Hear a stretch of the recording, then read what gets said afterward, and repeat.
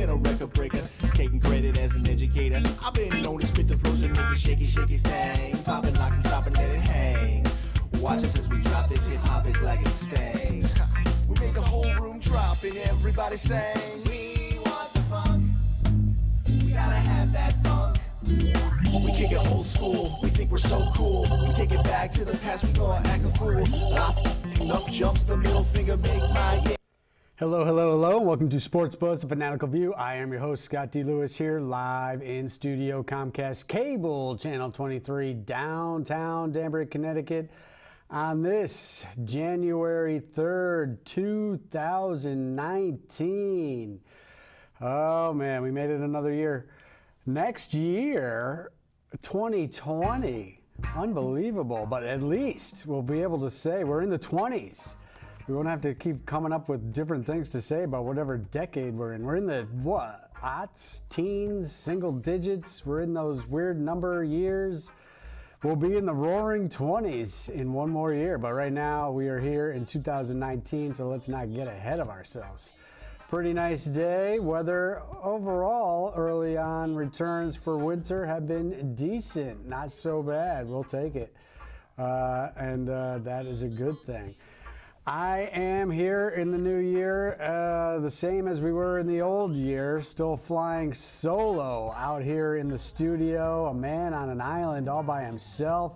My right-hand man, Mr. Bob Raw Jr., is still in the director's chair. Haven't quite worked things out with the old director, Mike Toohey, so he is out there doing what he can to get this show to you and making sure it goes off. So that's a good thing. Of course, his show, Spotlight on Tuesday nights at 9, Wednesdays at 12. You can see what he has happening. Maybe we need to get Tyler to figure out how to do more than audio out there. He's doing a great job for us. Thank God he's here, as the rest of our crew is either late or doesn't even show up. But maybe we'll get him to start directing so we can get Bob out where he belongs in the hot seat. McFadden should be joining us, the Met Jet Maniac. See what he has to say about his Jet coach getting fired. Bob, of course, thinks that the Eli Manning era should end. We'll get to that, too. But more importantly, first, actually, let me give the number. 203-792-4101 is the number if you'd like to call. Wish us a Happy New Year. Happy New Year to you and everybody out there. Or maybe you'd like to call and wish one of our production assistant extraordinaires, Miss Jenna, a happy birthday, because it is her 11th birthday. We just enjoyed a little birthday cake before the show. I don't know, maybe I got a sugar rush going on. But happy birthday to Jenna. She does great work for us here. Oh, and there she is, looking very good, all dressed up. Going to dinner later? Yep. All right. Thanks for stopping by. Happy birthday, Jenna. Oh, and we got some pictures as well with the other production assistant extraordinaire there, Connor, and of course Dave King, one of the two people who run the show down here with Candy, who helps out. And we got some good shots of Jenna over the years. Looking sassy as usual, no matter where she is. Always getting it done. So we do definitely wish her a happy birthday. And very nice that we could celebrate with her right down here in the station before they go out to a birthday dinner after the show. And there she is in the studio, getting some stuff done. I will mention also, come and join us. Speaking of celebration, festive type things, dinner dance. All right, Thursday, January 10th, 6:30 to 9 o'clock at the American Legion Post 60 over there on Triangle Street. That's Thursday, January 10th, 6:30 to 9 p.m. $7 for baked chicken, salad made with iceberg lettuce. Romaine is out. Everybody's back on iceberg. Roasted potatoes, vegetables, roll, and butter, dessert as well. $7. And it's a dinner dance over there at the American Legion, Post 60 on Triangle Street. January 10th also will be the debut of the recently completed reggae concert film, the Fatty Roots Opus, Fatty Roots Live and Direct. Maybe I'll get some pictures in for next week when we talk about it again. Next Thursday night, January 10th, you will be able to see for the first time here on Comcast Channel 23 at 10 p.m. I have to say, pretty nice piece of work. If you like music, if you like live music, if you like live reggae music, Fatty Roots, live and direct. It's about an hour long, a little over an hour. Going to be on 4 times coming up in January and early February, and we'll talk about them each time. But the first one is January 10th, next Thursday, 10 p.m. It'll start getting out there on the YouTubes and the Facebooks and all those other platforms, spreading it around as well. So that'll be happening. Another thing that I have had in the works recently, and I hung the show today up at the Stratford Library, my latest solo venture into the art world, Roadside Attractions, formerly known as Drive-By Shooter. And here we have an image, one of the newer images that is part of the show with some of the other existing works that have been done. So I was pretty psyched to hang that today. I think it came out pretty well. Pretty big show, 28 pieces on all said. Got some new work there from some recent trips. Got some other stuff. I'm branching out into some street scenes from when I went to Spain last year. Of course, all the drive-by shots from the moving pictures from the vehicle. A couple recent road trips and some old road trips as well. So if you're in the Stratford area, you want to stop by. They have a nice library right on Main Street, just near the train tracks, just under the bridge. It is up January and February, 2 months you have to check this show out. Go see what you think, and I hope you enjoy it. It was a good experience hanging the show today. There was plenty of people coming in and out of the library all day long. Some stopping by to say that the show looked good as I was hanging it, so that's always nice. All right, I think we covered just about everything. 203-792-4101 is the number if you'd like to call in and talk about what we missed over the holiday. Let's get started with some NFL. The wild card weekend is set. It is going to begin on Saturday, late afternoon, and the first game of the day is the Colts taking on the Texans. Interesting, two really comeback, and you could have the two quarterbacks really vying for comeback players of the year.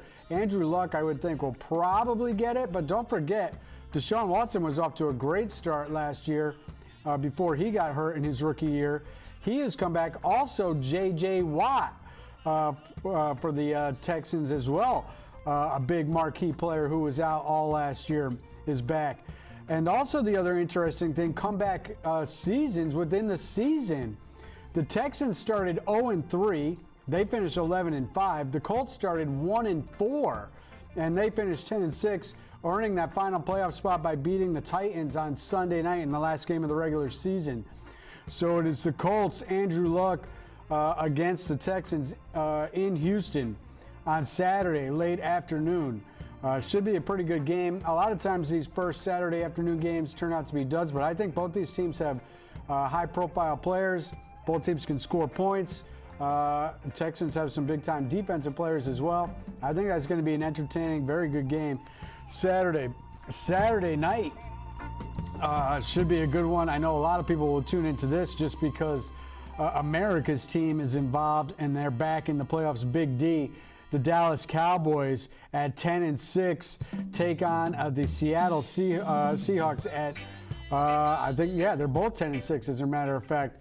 And this game, you might remember, I don't know exactly what year it was, early 2000s. I do recall that the Big Tuna, Bill Parcells, was still the coach of the Dallas Cowboys at the time, and a young, one of his first years, quarterback, Tony Romo, was taking the snap on the field goal unit, and he botched the snap on what would have been the game-winning field goal for the Cowboys in Seattle, and that was from, they lined up like, that was like a short kick around the 10-yard line or something, even closer, and he botched that. Great tackle on that play by a Seattle defender because he botched the snap, picked it up and had a lane to the end zone, and he got taken down by a shoestring tackle by a Seattle defender who made a tremendous play, because that botch job would have turned into a quick on his feet thinking touchdown to win it. And actually, that field goal might have only been to tie. I don't remember exactly, but it was the Romo game, which set him on a course of bad luck for many years with the Dallas Cowboys, and that was the first of it, really.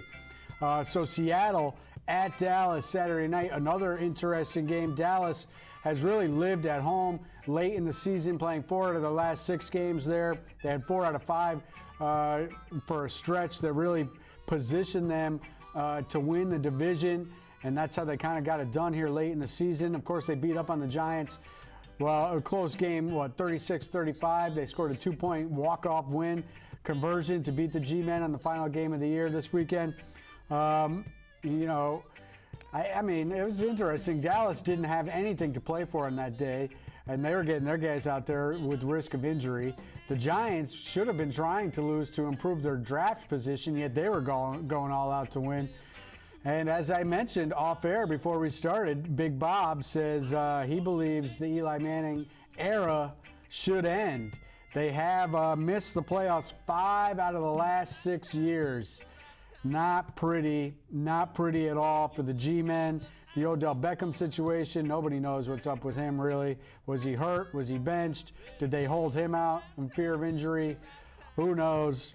Eli says he wants to play, but will he be back in a New York uniform for the football Giants? We shall see.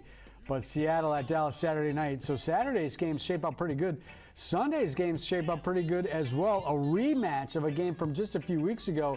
And this game really screwed over the Chargers, because the Chargers, if they had beaten the Ravens at home, they would have been the #1 seed overall.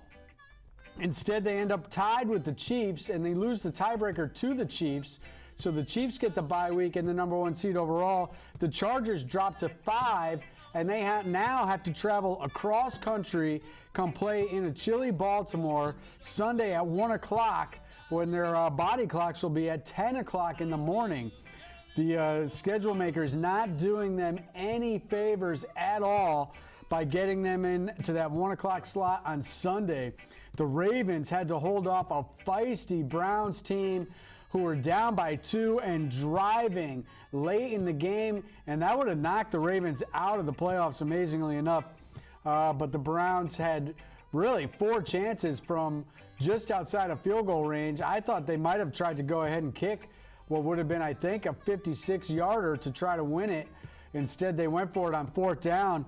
I think they might have been better off trying to just go ahead and bang it home. We've seen kickers hit from deep all the time. Of course, the Browns kickers, not so much. They lost some games and ended up in tie games early this year with bad kicking situations. But the Steelers had to sit and watch after the Steelers got a late field goal against the terrible Bungles, who fired their coach, Marvin Lewis. A whole bunch of coaches got fired. Steelers, what is going on with the Steelers? Unbelievable.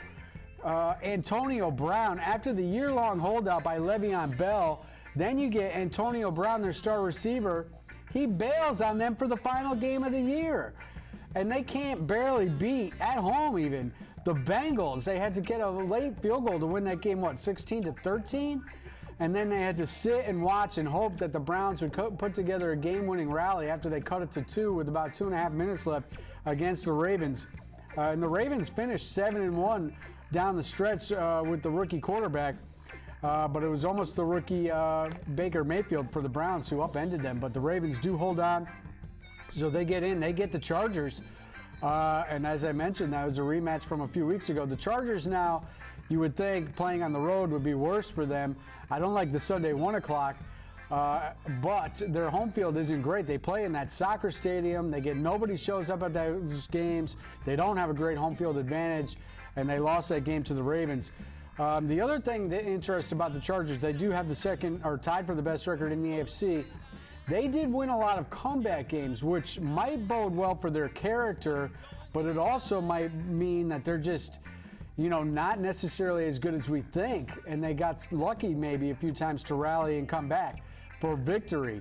So the Ravens have a good defense, And if the Ravens can get out in front of the Chargers, it'll be a little tougher for them to come back on a Sunday afternoon in Baltimore. The other game, the defending Super Bowl champion Philadelphia Eagles, fly, Eagle, fly. Nicky Six, what's up with Foles? He gets it done. I think he's 6-0 now in the last 2 years in playoff situation and/or end of the season situation when the Eagles are facing elimination. Nick Foles delivers the Eagles as they shut out the Redskins in what was an embarrassment by the Redskins, and he gets a matchup with the Chicago Bears, the Bears, who knocked out the Redskins' former quarterback, Kirk Cousins. What a disappointment for the Minnesota Vikings. They go out and get the quarterback. They pay him a bunch of money. They think they got the answer to their offense to match up with a good defense. Their defense was not as good this year as it was last year. And offensively, they were inconsistent all season.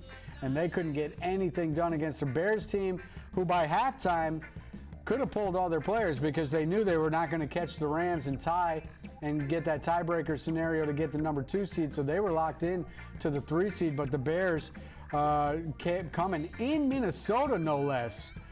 As Mike McFadden has arrived, he is in the seat and he's got his headset on. I think maybe he is mic'd up. We'll give him another second to figure that all out. Yeah, can you hear me?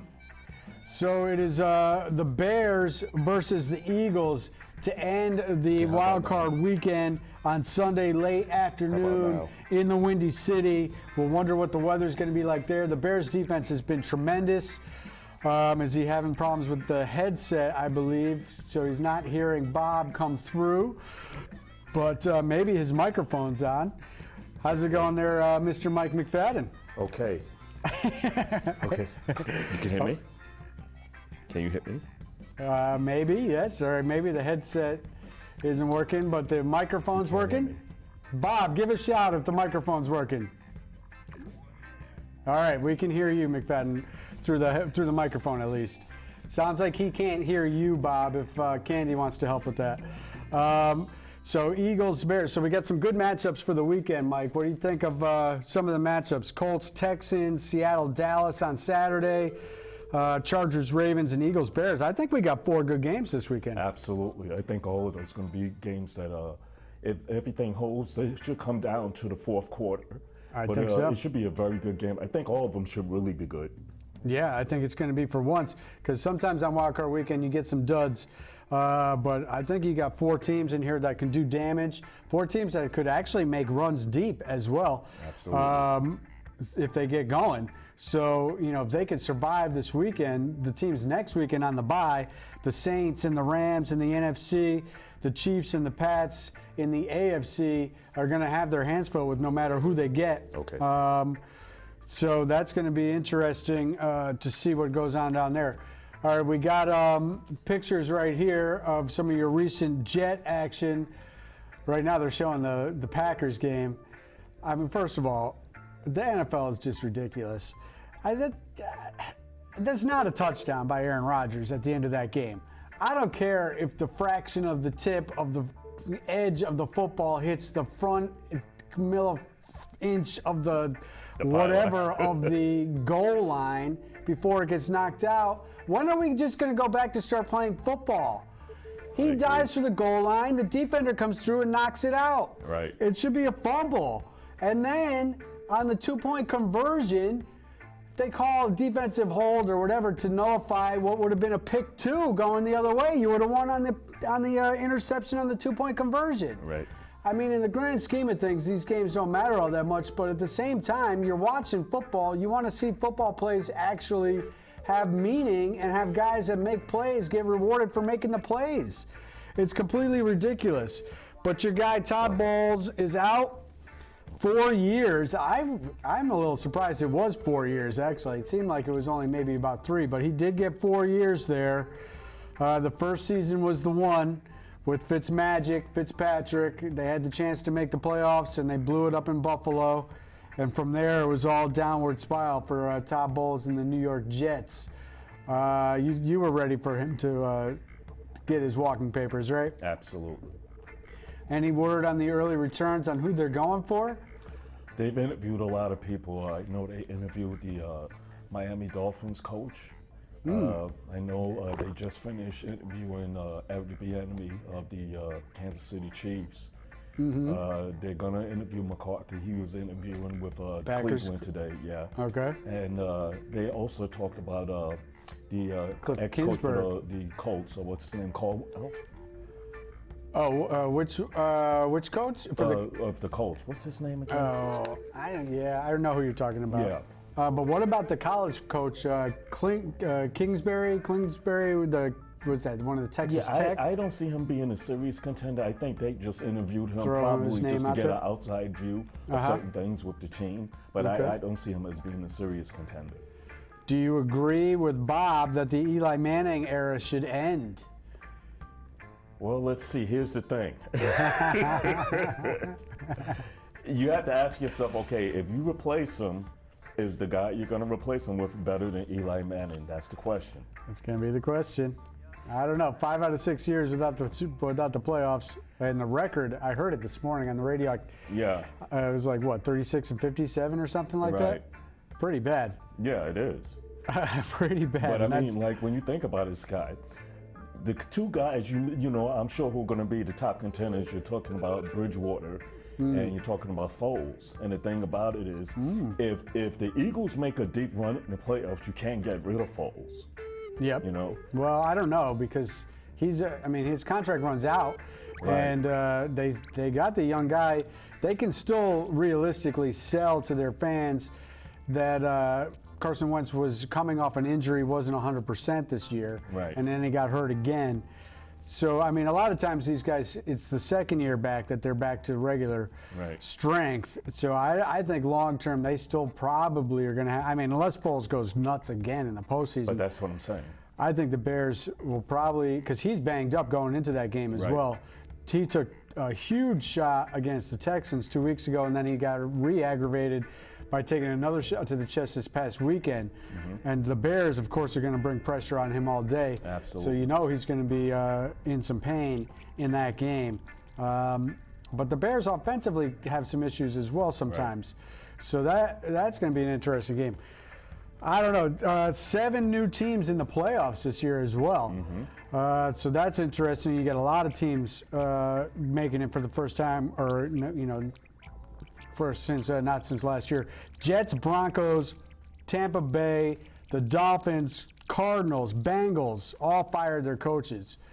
A lot of coaches getting fired this year. So it's going to be good, though. I think this weekend's going to be good for the NFL, and it'll set up a pretty good weekend, of course, next weekend with the divisional round.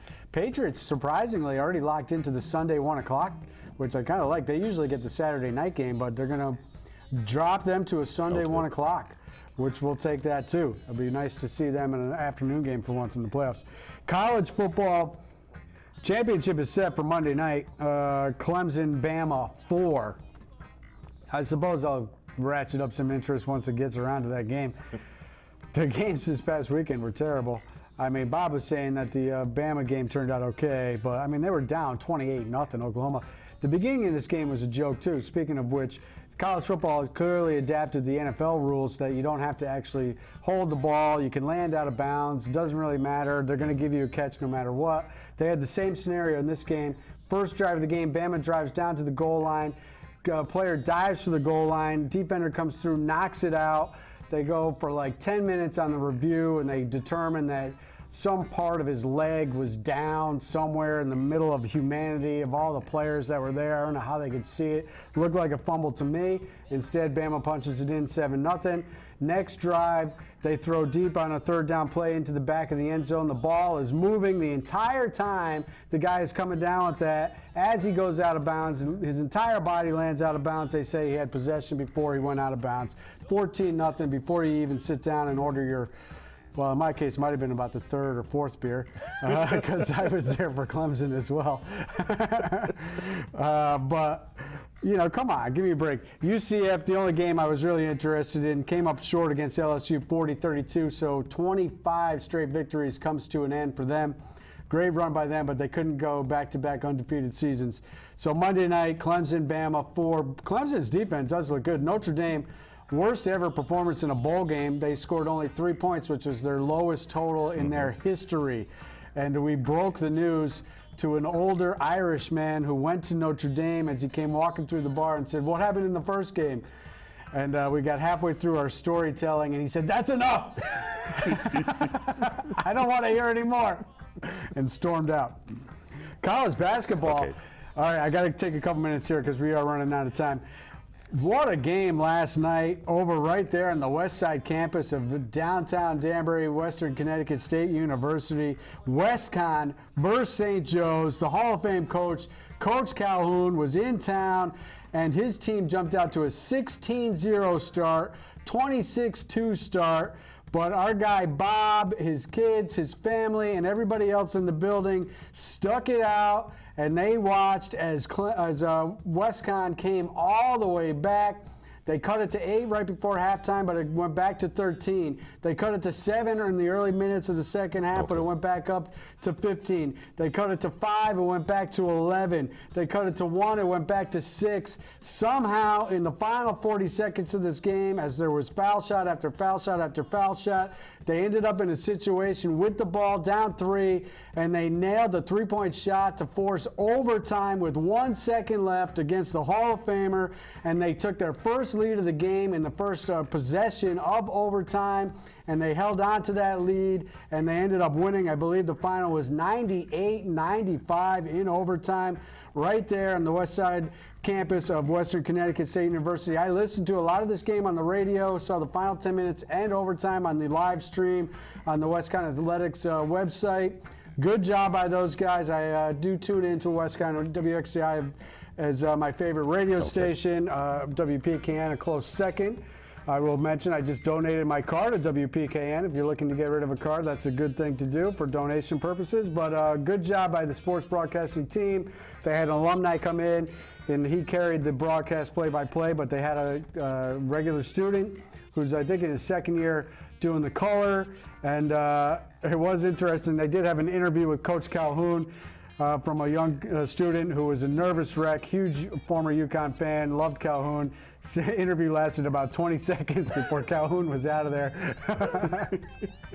But it was good. And I mean, nice job by WestCon. Great comeback. It was interesting. I was definitely locked in. UConn lost last night, blew a 13-point lead. So that's back-to-back losses for them. First game in the AAC last night. All right, we're happy to be back. We will be here next week. And don't forget, Fatty Roots live and direct next Thursday night at 10 o'clock as well. So we'll see you then, and take care.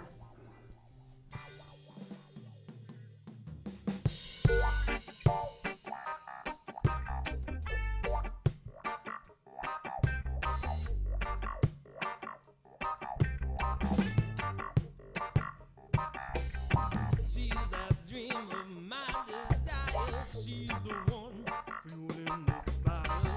I see her standing there wanting lust fills the air.